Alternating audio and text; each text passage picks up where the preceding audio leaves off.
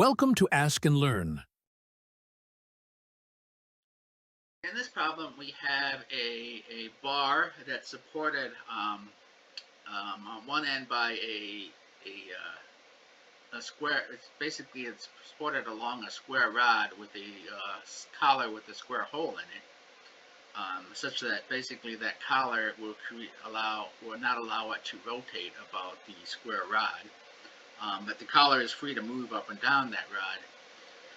So at point at point A in the figure, which I've called our first one, we don't have a z component because it's free to move up and down. So we have x and y components, and that is our origin. Now, at point 2, which is not actually given a label in the figure, we have our externally applied load, and we have a component in the y direction and a component in the negative z direction. And these values are given. And then that load acts at a distance of 3 meters in the x direction from the origin. Then we have a rope attached to the far end of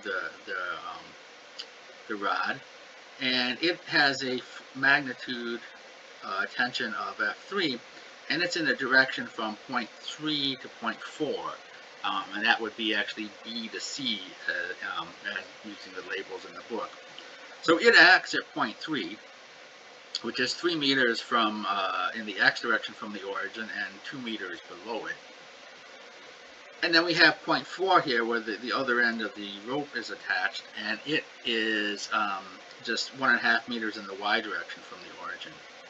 Now at point A, where the coupling is, or the flange or the collar, we actually have moments possibly in all directions. It can't rotate about the z, x, or y axes. So we have 3 unknowns here.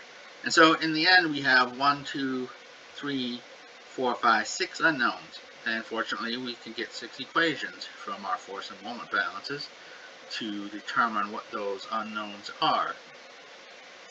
And the rest of it is just plugging into these equations, being careful with taking the cross product, being careful to add this point moment to our moment equation, and doing a lot of algebra very carefully. And you'll get that F3, the tension in the cable, is 1.4 kilonewtons. The support, the reaction force at the support is 1.2 kilonewtons in the x direction and 0.8 kilonewtons in the y direction. And then we have moments acting at that point. So the moment about the z-axis, or the x-axis, is minus 0.6 kilonewton meters. About the y-axis is minus 1.2 kilonewton meters. And about the z-axis is minus 2.4 kilonewton meters. And again, it's a little hard to justify these answers completely. Their magnitudes seem reasonable.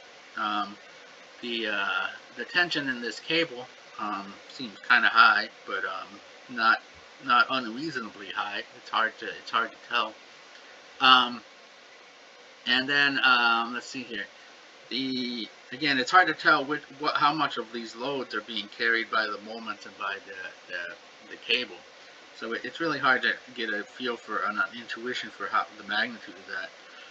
We can see that the sign makes sense, and in fact, basically what's happening here is I think this cable is carrying most of that vertical load, that vertical 400 Newton load, because the collar can't support a vertical reaction force. So that cable is really supporting almost entirely this part of the applied load. You can check the signs of these moments make sense, that they all act about the negative axes, and that makes some physical sense just by looking at how the loads are applied.